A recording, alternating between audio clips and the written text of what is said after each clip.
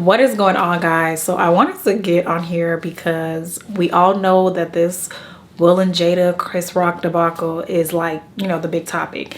And when I tell you, I didn't want to just leave a think piece on Twitter or Facebook. I was like, no, I have so many thoughts. You know, let me just make a video and just give my take, my commentary on it. This is my opinion. It's okay to disagree. And I'm just going based off of what I have seen and what I have heard and, you know, have knowledge of. So I'm going based off of that because I don't know these people. So when I initially saw the video, I think I was just like laying in bed and I received a text. So I clicked the video and I watched this clip. Now, mind you, I didn't know the Oscars was on. I didn't know, you know, I was just minding my business. And so I saw the video. When I tell you my jaw dropped, I was in shock. But then I was like, oh, okay, no, it's probably like a skit. When I watched it the first time, I experienced secondhand embarrassment that I've never felt before. I don't think I've ever felt that kind of secondhand embarrassment. I watched this and of course, you know, the first thing we do, we go on Twitter and I'm seeing tweets about it. I'm just like, wow, so this man really just got up there and slapped this, you know, Chris Rock. And I'm like, what did he say that was so bad? Was it about entanglement? Like, what did he say? And they say, oh, the G.I. Jane joke. And I was like, maybe because I never watched G.I. Jane, so I didn't know the reference until I saw Demi Moore's picture. I was like, oh, okay, well, okay. I still didn't get it. I was like, the joke wasn't really even that like memorable, that harsh. But then, you know, people were saying that, oh, she has alopecia. He made fun of her head. And I was like, oh man, like that sucks. I didn't know she had alopecia because I don't really watch the Red Table Talk like that. I just thought it was an empowerment thing because her daughter shaved her head too. So I was like, okay, cool. She looks absolutely beautiful. So I didn't know. This is not to minimize the effect that alopecia has on women, the emotional effect, right? The emotional damage. Because as a hairstylist, I've dealt with women that are experiencing hair loss, whether it's, you know, genetic from high blood pressure medication. And, you know, as a woman, you know, we feel like our hair is our crown, it's our glory. So it does affect us. But for Will Smith to go up there and slap that man the way he did, I was like, it's deeper than that. Nobody can convince me that it was just the alopecia joke or the G.I. Jane joke that did it. I believe that was probably the tip of an iceberg. That was probably like, you know, that G.I. Jane joke was probably this much. And that iceberg was probably this much. We got to keep it real. People were acting like Jada Pinkett Smith rolled up to the Oscars in, you know, a hospital bed with IV tubes and all these things. And Chris Rock still had the nerve to make fun of her. And I'm just going to go on a limb and say maybe he didn't know. I don't know these people. I don't know, because it seems like they kind of have a little bit of underlying tension from, you know, the 2016 Oscar and so on. But I'm like, a lot of people that I'm hearing talk about this, a good majority of them are now hearing that Jada has alopecia. As a matter of fact, I saw a video on TikTok where Jada was saying, you know, I love my bald head. I don't give two craps what people feel about this bald head of mine. Can't nobody tell me anything. I love it. And you know what? She may just have been kind of dealing or, you know, learning how to cope with her new normal. So she was saying that to empower herself, you know, after the situation happened. Oh, Lord, here comes the thesis statements. Here comes the think pieces. Here comes the epistles. I don't know if I agree that this was a protect black woman situation. I think it was more of him protecting his wife, but I would even go as far as to say, I feel like it was really him proving something to us. It was really more, it was about Jada, but I feel like it was more about him and maybe how he's been looked at in Hollywood in the past few years. The reason why I feel like it's not it goes beyond protecting his wife and more of his image and you know, him letting out his trauma on somebody is because not too long before the Oscars, there was an interview with Laverne Cox. And Laverne Cox brought up the entanglement situation right then and there. We can't wait for more Red Table Talk and more entanglement. And so why didn't you check Laverne Cox then? Is it because you really didn't want to, you know, backlash from the LGBTQ community? Let me say, that was a hot slap. That was a hot slap. I believe that what Chris Rock felt was built up frustration and anger that Will Smith has been carrying for a long time. And this is just my opinion. I don't know these people, but maybe he's been feeling like, you know, man, you know, people are taking me for idiots. It seemed like he was trying to send a message. I just feel like the way he went about it was wrong. I feel like Will could have checked this man in person at the after party.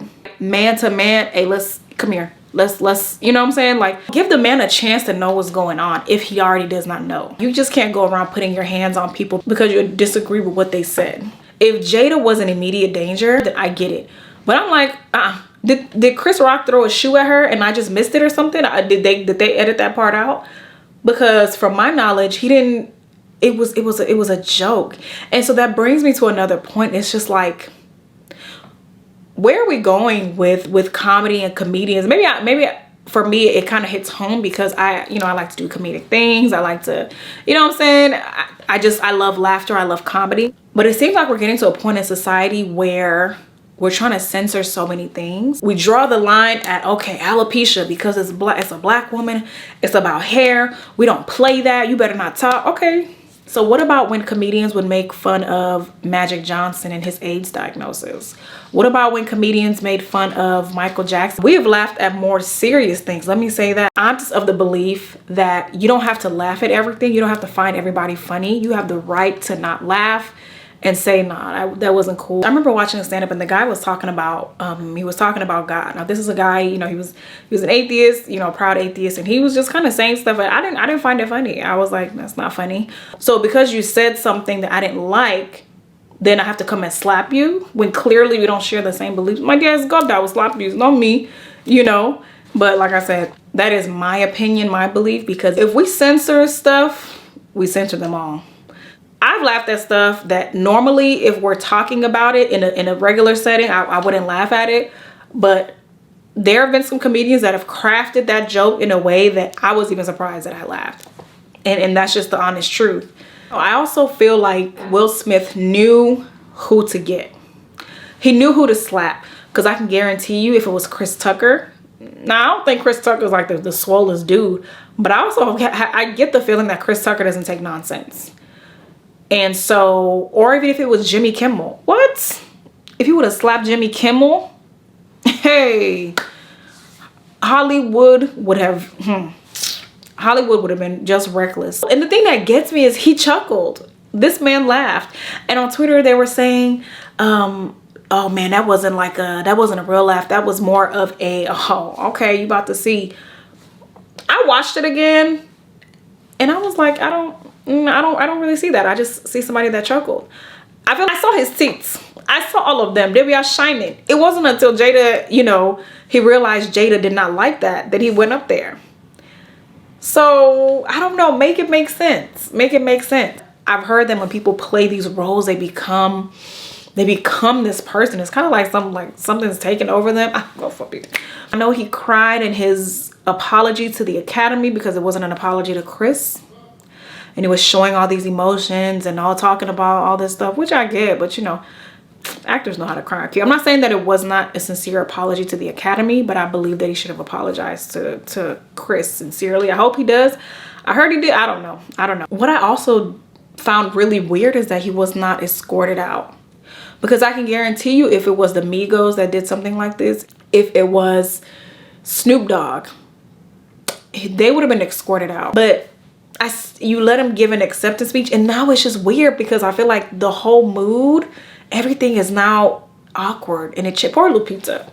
Lupita, well, she just said, let me come and make my hair and be coming to, you know, the award show, and Lupita was just sitting there, just an, you know, innocent bystander, but you know, he still got a standing ovation. He still, you know, was able to do his acceptance speech, but I was like, man, if it was somebody else that slapped him, or, you know, one of these other people, they would have escorted them out. I hate that we weren't able to really acknowledge that, like I said, y'all, I wasn't really watching anyway, y'all. I didn't even know it was on.